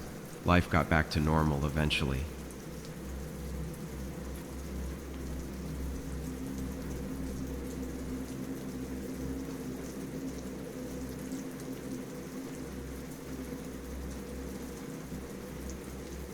A solo camping trip to Yellowstone left me scared of the outdoors. It wasn't supposed to be that way, but that's what happened to me in the summer of 2019. I'd been to Yellowstone before with friends, but this time I wanted to experience the beauty of the wilderness on my own. As a woman who's always loved nature, I found a quiet spot in a designated camping area, away from the busy sights. Tall pines surrounded me, with mountains in the distance. I set up my tent, arranged my gear, and hiked until sunset. Back at camp, I cooked dinner and watched the stars appear. The night air cooled quickly, so I retreated to my sleeping bag, looking forward to the days ahead. I didn't know then that in a few hours, my peaceful trip would become something I'd never forget. A noise woke me. I looked for my phone. The screen read 2:13 a.m. A car approached on the park road. It passed by, then returned. The engine slowed. Headlights lit up my tent, shining on the fabric. I sat up, suddenly alert. The car idled there, lights fixed on my tent. I wondered what they wanted.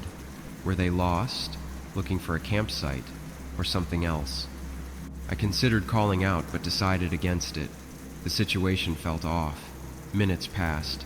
I heard a muffled voice, but couldn't make out the words. My eyes adjusted to the light.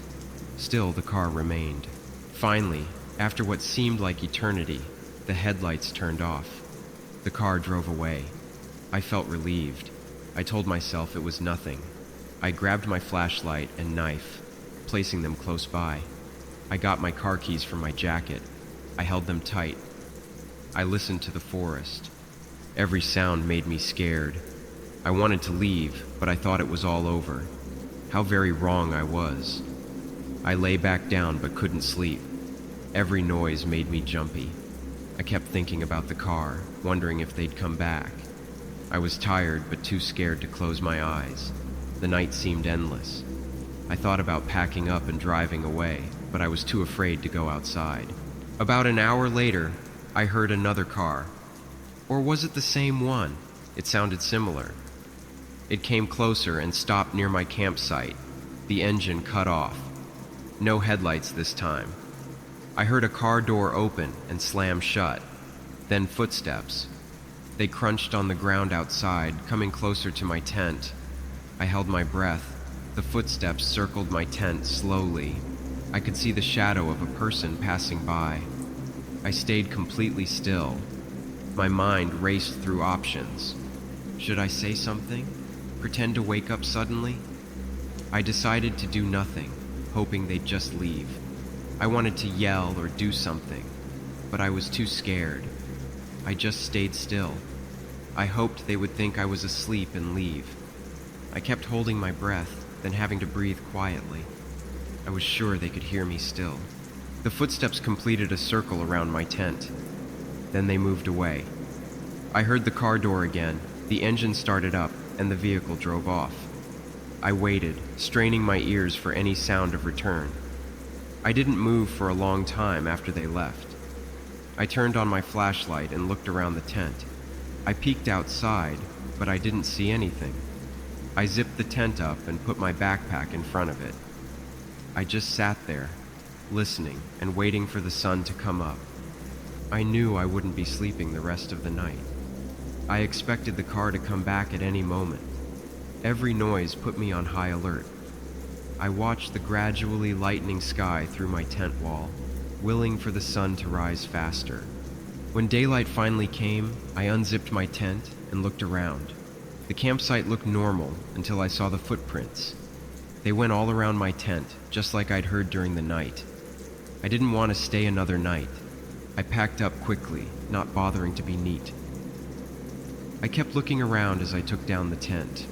As I loaded my car, I scanned the area. The morning light revealed the beauty of Yellowstone, the towering trees, the distant mountains, the clear sky.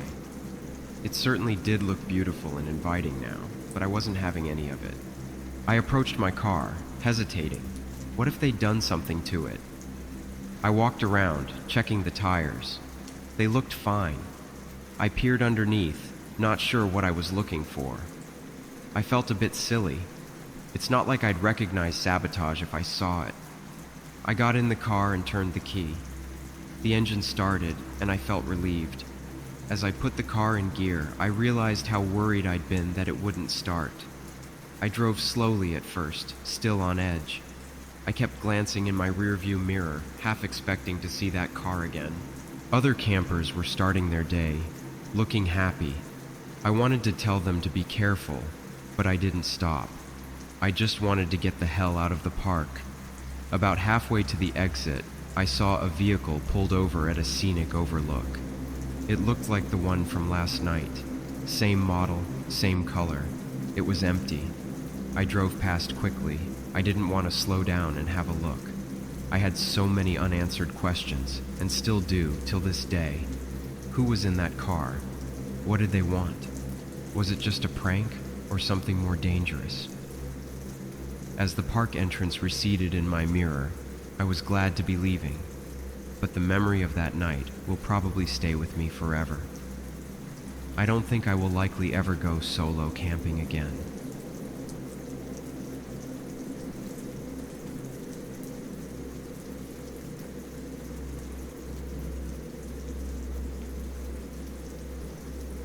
A night can go from completely ordinary to utterly terrifying in an instant. Well, that's exactly what happened to me a few years ago, here in Bexley, Ohio. I'm talking about the kind of night that starts off so normal you could fall asleep from the boredom, but ends with you questioning everything you thought you knew about safety and trust. It all went down when my parents were out for their usual Friday date night. I was home alone, thinking the worst thing that could happen was dying of boredom. Man, was I so very wrong. This is the story of how one ordinary night turned into a nightmare that I will never, ever forget. The TV played in the background as I lounged on the couch, bored out of my mind. As the sun set, I started to feel on edge, but I couldn't figure out why. Suddenly, the phone rang, private number, making me jump. I figured it was just Mom being overprotective again, but when I answered, this creepy voice whispered something about watching me and locking my doors. I tried to laugh it off, but I hung up quick, telling myself it was just some dumb prank. But then the phone rang again, still showing a private number. It was that same voice, but now it sounded angry and threatening. I slammed the phone down, feeling like I might puke. What if this wasn't a joke?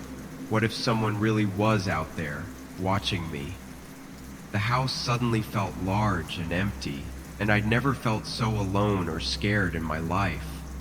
But when the phone rang again minutes later, I felt uneasy. The same voice, more insistent this time, continued its sinister monologue. I felt anxious as I set the phone back down. Prank or not, something about this felt wrong. A loud knock on my bedroom window made me jump off the couch. Cautiously, I approached and peeked through the curtains. It was Jimmy, the neighbor's kid who'd been bothering me for weeks. He grinned and waved, gesturing for me to let him in. I shook my head and closed the curtains firmly. Jimmy had been relentless in his pursuit of my attention lately, always finding excuses to come over or ambush me around the neighborhood. I'd made it clear I wasn't interested, but he seemed incapable of taking no for an answer. As I turned away from the window, movement near the front door caught my eye. A piece of paper slid underneath it, coming to rest on the entryway rug. I unfolded it to find a crudely scrawled message demanding I let him in so we could talk. I felt sick as the reality of the situation hit me. This was beyond Jimmy's usual annoying behavior. It was crossing a line. I double-checked all the locks, then began a circuit of the house, peering out various windows. At each one, Jimmy's face appeared, nose pressed to the glass. The persistent stare made me really uncomfortable. A scratching noise from the back door made me hurry over to check it out, though I saw nothing through the peephole. Opening the door, a crack revealed a bouquet of wilted flowers on the welcome mat. The stems were still damp, likely plucked from our own garden. The gesture, meant to be romantic I suppose, felt more like a violation. The phone rang loudly again. This time, Jimmy's voice came through clearly, alternating between pleading and threatening. He begged me to let him in, insisting we were meant to be together. When I refused, his tone got serious, warning of consequences if I continued to reject him. I hung up and immediately tried calling my parents. The call went straight to voicemail. They must have been in the movie theater. A loud sound coming from the living room had me sprinting back. Jimmy was at the window, trying to force it open. He tried to pry open the frame while I yelled at him to leave. He disappeared into the yard, but I knew it wasn't over. Moments later, I saw him by the old oak tree, staring at the house intently. He stood there, not moving, like he was figuring out his next move. The way he just stood there made me even more anxious. Out of nowhere, loud bangs came from the front door. Jimmy's voice was a mix of desperation and anger as he shouted to be let in. I crouched in the hallway, not sure whether to confront him or stay hidden. What if he actually got in? What would he do? The banging suddenly stopped, leaving everything quiet. Then I heard footsteps overhead. He was on the roof, trying to find another way in. Small rocks started hitting the windows, each one showing how frustrated he was. I panicked when I realized how vulnerable I was. I tried calling my parents again and felt a wave of relief when Dad finally answered. Between sobs, I blurted out what was happening. They promised to hurry home, but it would take at least 20 minutes for them to get here. Those 20 minutes dragged on forever. I hid, locked in the bathroom with my phone, waiting for any sign of Jimmy. When I finally saw headlights outside, I almost cried with relief. I heard my parents talking to Jimmy outside. Dad's voice was firm, threatening to call the police if he didn't stop.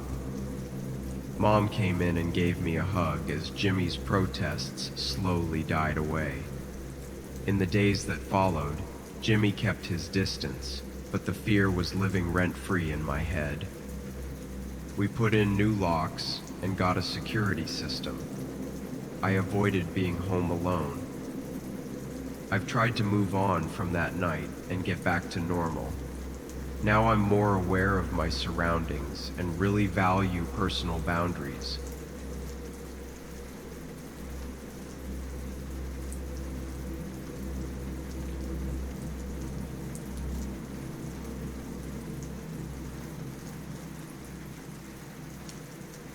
I was driving home after my brother's graduation, a 3-hour journey on a dark, lonely highway. Everything seemed normal until a truck in the next lane started flashing its lights at me, and that's when things took a turn that I never could have expected. The truck's lights blinked insistently behind me. I glanced at my mirrors, finding nothing obviously wrong with my car. A gas station sign appeared ahead. I pulled in, figuring I should check anyway, just to be safe. I noticed that the truck followed, parking far off in the truck parking bays. I got out. As I knelt by my tires, pretending to inspect them, I heard footsteps approaching. A big man with a scruffy beard and a worn trucker cap came up to me. He asked if everything was okay. I explained my stop. He nodded, eyes looking over my car and me. He mentioned that he thought he saw a low tire and wanted to ensure that I was all right. Then, he wanted to know where I was headed. I lied about my destination, naming a town a couple of hours ahead on my route. He pressed me for more details, my school, my trip, why I was out so late. Each question made me feel more and more uneasy. I mostly answered with lies, mixed in with some half-truths. He offered to buy me gas. I declined, saying I had enough money for the trip. His expression seemed to darken, a flash of something in his eyes. Anger, disappointment. While filling up, I kept my phone ready, 911 pre-dialed. He lingered nearby, too close for comfort. Then he commented that it was risky for pretty young women to travel alone at night. I wondered, was that a warning or a threat? I couldn't tell, and that scared me more than anything. I rushed to finish. As I got in my car, he warned me to stay alert, saying you never know what could happen on these roads at night. I drove off as fast as I could. I took random exits, backtracked, convinced I was being followed. The highway seemed endless. An hour in, nature called. I chose a busy truck stop, hoping crowds meant safety. As I hurried back to my car, another trucker hailed me from his rig. He asked if I was all right, noticing that I looked shaken. I froze, caught between seeking help and fleeing. I'm okay, I lied. He offered to follow me for a while to ensure that I was safe. The offer, probably well-intentioned, made me feel uneasy. I declined and left quickly. Sometime later, a car pulled alongside me, matching my speed. I stared straight ahead, ignoring the car. It seemed to linger there for ages before finally passing me. I turned onto another exit. This road was darker, emptier. Headlights appeared in my rear view, growing larger. I sped up, taking turns at random. The lights followed, gaining ground. Now I was lost in unfamiliar territory. I was alone, off the main road, with no idea where I was going. The pursuing lights had vanished. I idled for a while to regain my composure. I finally made my way back to the highway. As I merged onto it, a semi-truck appeared in my rear view. I wondered if it was him or not. Had he found me again? I took the next exit without thinking, not caring where it led me. The truck passed by, staying on the highway. I kept driving, still on edge. I know it seems crazy now. Every vehicle seemed suspicious at the time, but fortunately nothing happened. I took a few random turns, doubling back occasionally to make sure I wasn't being followed. As I neared home, familiar landmarks appeared.